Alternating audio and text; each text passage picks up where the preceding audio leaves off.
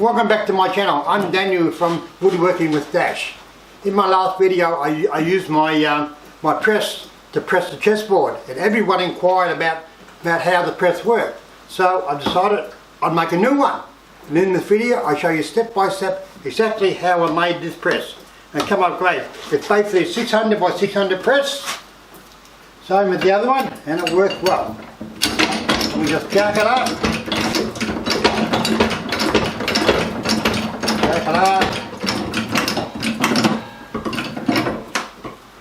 I go through step by step exactly how I make this press.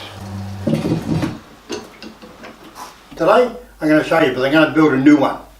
Because this one has been extended in the height and I need a new one anyway. So today, follow along and I'll show you exactly how we're going to build this press.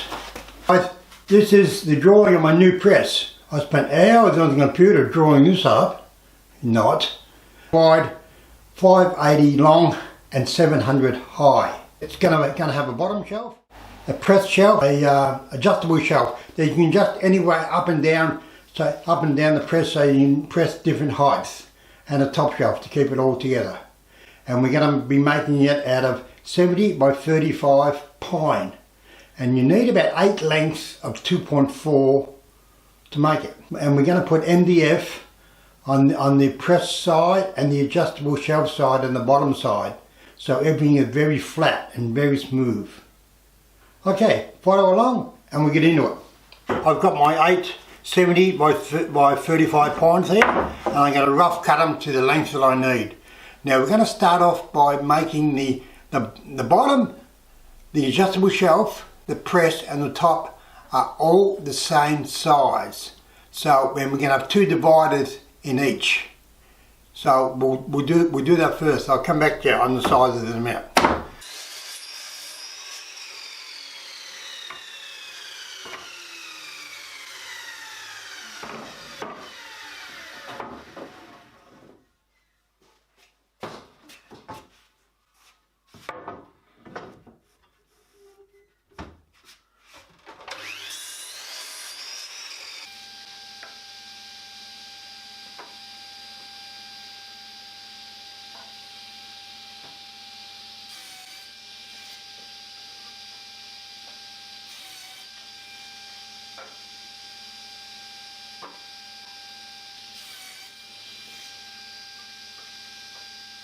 I've got 4 piles of timber here. I've got the bottom, the press, the adjustable shelf and the top.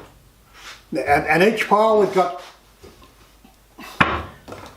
2 pieces at 580 and 4 pieces at 510. So when we put the 2 pieces on the top and bottom, that will make it 580. So they'll be 580 by 580. Now, before we put them together, there's just one other thing we have to do. We have to cut down the press just by quarter of an inch, because it's got to be able to move inside the uprights easily. So we're going to cut down these 4 by quarter of an inch, and these 2 by quarter of an inch, and mark press on the timber so you don't forget which one it is. It's very important because there's only quarter-inch difference. So mark press on all the pieces so you know exactly which one they are. The 580 pieces, which is the front and back rails, you're going to come in 200 each end and square it on 2 of them. We've got to do them to all 4, and that's the centre of the 2 dividers are going to be. Each end and a rail in the centre, that's the 4. So we do that to them all, even the press ones. We're going to drill 2 holes in the ends, 2 holes for the centres, with a 5mm drill bit with a countersink head on.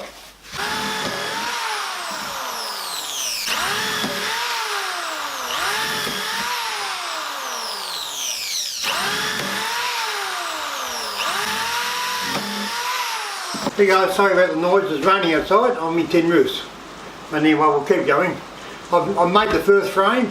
I put them together with with 10 gauge 75mm screws, and they hold well. They hold good. Also, on my battery drill, I've got a magnetic bit. If you haven't got one, just get one. They're a couple of bucks. They're a necessity when you're doing cabinet work. But this is like rough carpentry, but I've made one frame and I'm making another one. I'll show you how to do that now.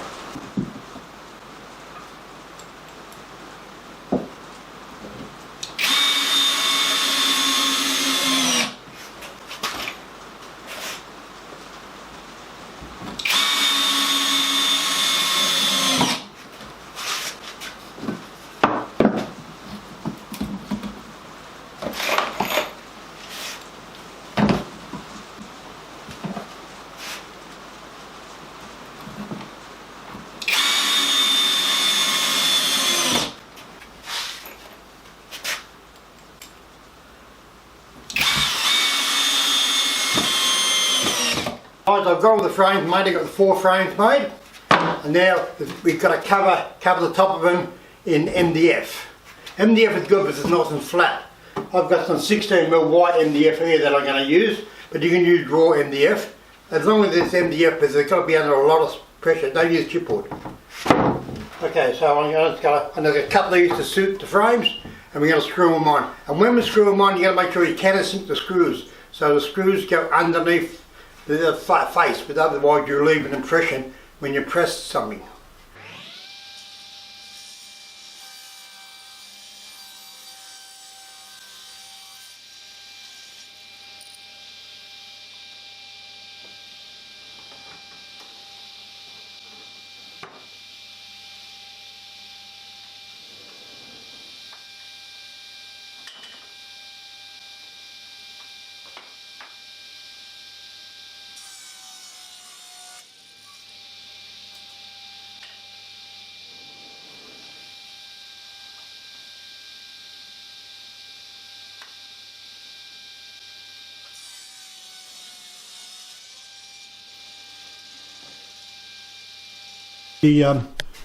All the base is done, and this is the jack. See, it's only held on by one bolt into the jack, so it can spin, and I'll screw it onto the bottom of the press, and that way the jack will always stay steady. I cut the uprights to 700 so they fit underneath my sander there, but you can cut them any height you like, and we're just going to screw them on to the outside, level with the outside.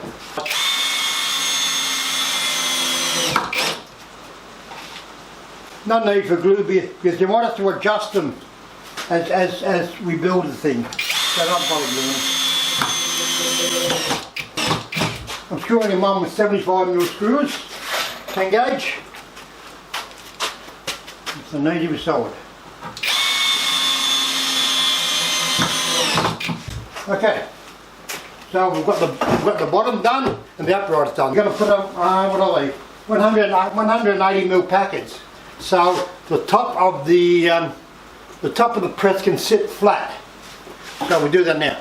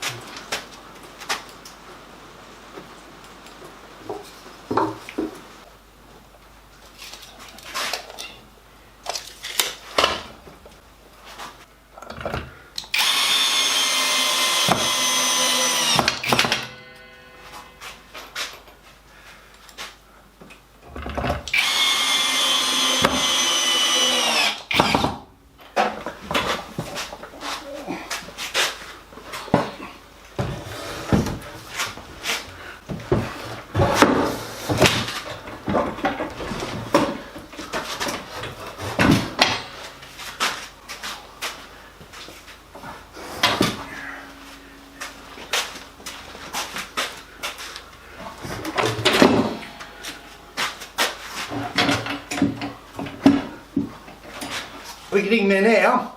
Okay guys, you see how I bolted the piece of timber onto the jack, and then I screwed it onto the press. And now the press is sitting on the 4 surrounds that we put in at 180 degrees. 180 mil high. That gives enough room for the jack to operate. Now I'm going to put a guide on this side and the other side in between the two uprights to guide the press as it goes up and down. I'm just screwing on these guides to help the press stay in position so it can't come out sideways. So they'll just hit. I'll do one inside.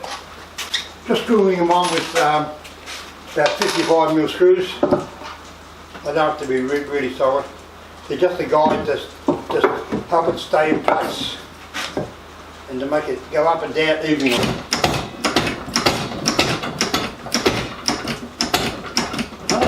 It's going well. It's going all the way up.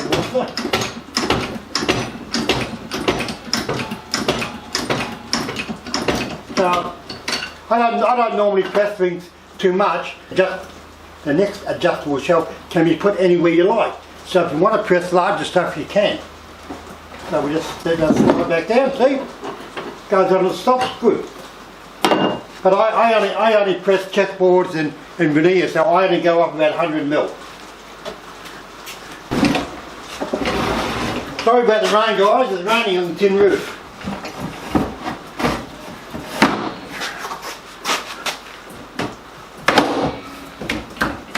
Do it in with 75 mil screws. Hold it, just adjust the uprights to suit.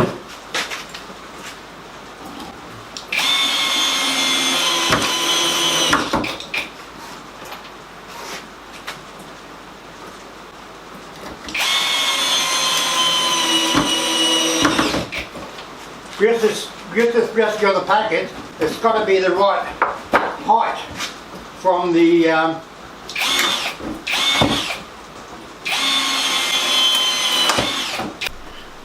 Okay guys, I'm just fitting the top now. I just screwed on a couple of packets just to hold it level while I screw it.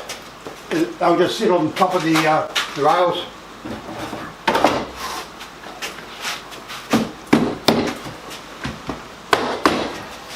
Nice tight fit, which is good.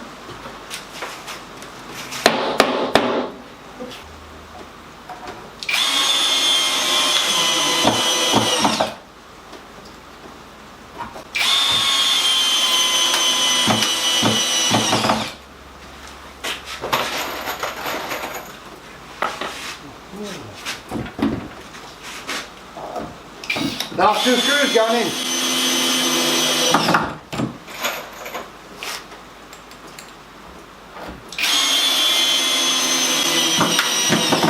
Okay, it's done. Let's take the packer off. We're done.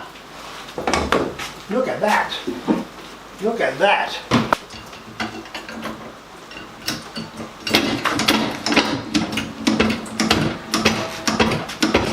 Pumped up good. All the way up.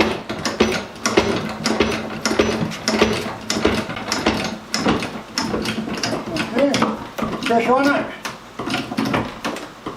Ta-da! All done.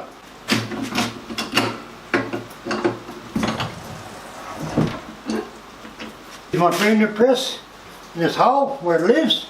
It looks great, doesn't it? And works well. This is all finished. Come up great. As normal. I could do with a new press too. And the other one was pretty old and ratty. So this is basically a 580 by 580 press using a car jack. It wasn't that hard to build, was it? If you follow the steps, like all my projects, if you follow the steps, everything's fairly easy to build. Thanks for watching, and please subscribe and ring the bell, and we'll see you in the next video where I will be making a box. Guys, we'll see you then. Bye.